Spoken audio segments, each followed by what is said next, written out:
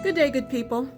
This is Pastor Lynette with Revelation from the Round Pen, and I want to just talk briefly about a very easy to spell word that is often very difficult for us to use in our daily conversation, and that is the word no.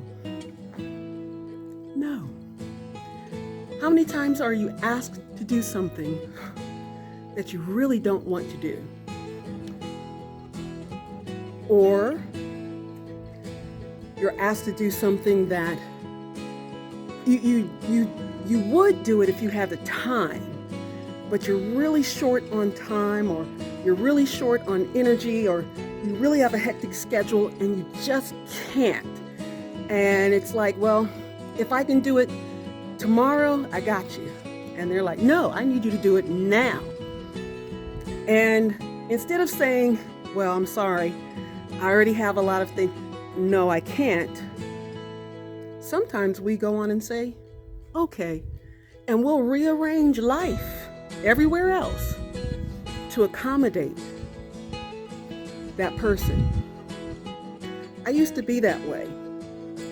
It was challenging for me to say no because I hated rejection. I hated rejection. I hate confrontation. I don't like to argue and fuss and fight and none of that kind of stuff. So for me, the path of least resistance oftentimes was just to say yes, even though deep down in my shandas, I know I should have said no. And sometimes, yeah, I'm sure some of you have been there. If you have, you know how the question, especially depending on who it comes from, can really tug on your heart. I recall telling my children as adults, don't feel like you can't tell me no. If I ask you to do something and you legitimately can't do it, just say, Mom, I can't do that. And because I know you and you know me, then I can trust that if you say that, then you've got a legitimate reason. And so I want to empower you today to be able to use this 2-letter word, and sometimes you can put a comma behind it. So it's like, no, not now. Sometimes you'll have to put a period behind it and no with no explanation. And sometimes you need a big old red exclamation mark that's a hell no. Don't ask me again.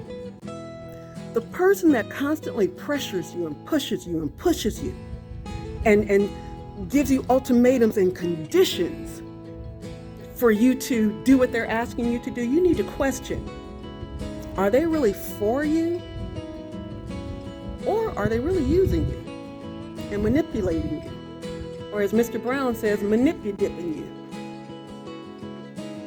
It's okay to say no. So what, they get mad at you? Here's another truth that I've learned in life.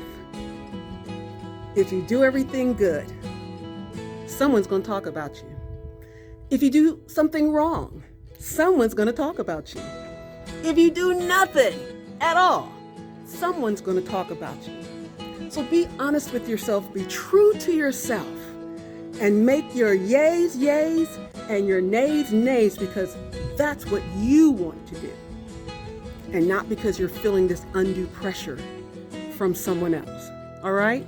Even Jesus said, Lord, if I could we let this cup pass? He didn't want to go to the cross. But he said, all right, not my will, your will be done. All right, I'll do it. But he had to check his heart first. He had to work that stuff out in the Garden of Gethsemane. Y'all thought he was just in there praying. He was trying to work out that I need to do this with the right heart, with the right mind, with the right attitude, because this is my assignment.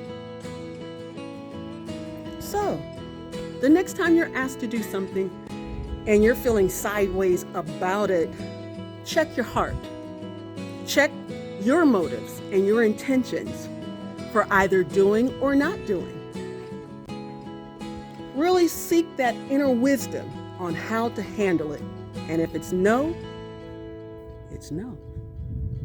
I love you with the love of the Lord. Have a fantabulous day.